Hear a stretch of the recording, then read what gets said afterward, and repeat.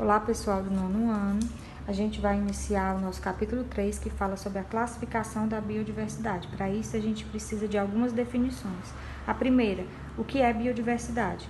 É o conjunto de todas as espécies de seres vivos que existem em determinada região ou época.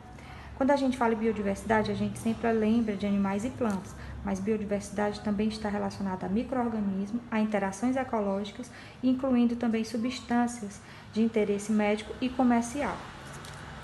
Outra definição, sustentabilidade. O que seria sustentabilidade?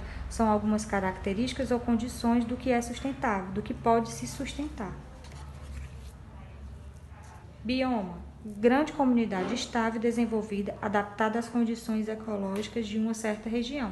Por exemplo, no nosso caso, o bioma da Caatinga.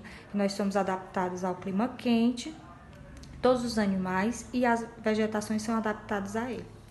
Quando a gente fala sobre meio ambiente, sobre biodiversidade, a gente precisa entender que não é um assunto de agora.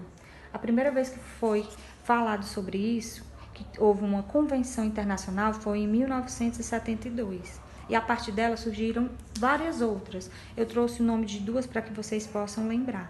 A Agenda 21 e a CDB, que é a Convenção de Desenvolvimento da Biodiversidade.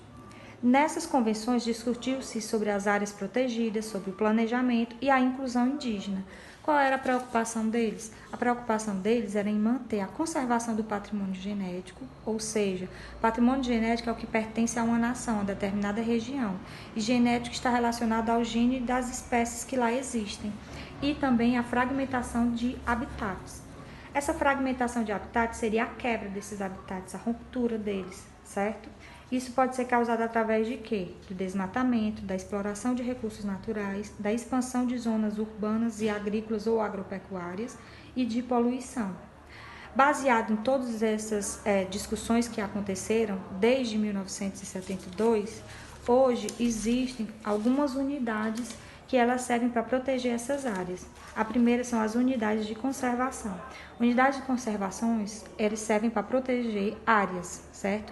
Está relacionada a algumas áreas que são protegidas. Para isso, se cria um plano de manejo, ou seja, como é que você vai utilizar e trabalhar naquela área. Existe a área de zoneamento, que seria a área delimitada para a unidade de conservação, e a zona de amortecimento, que é a área que não pertence à unidade de conservação. Além de unidade de conservação, também existem as unidades de proteção integral.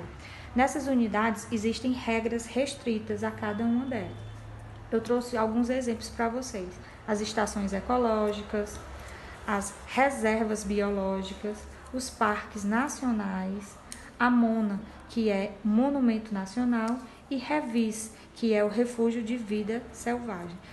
Todos eles possuem regras específicas, mas no geral elas são utilizadas para estudo e para alguma atividade científica, certo? A gente vai terminar por aqui e na próxima aula eu continuo.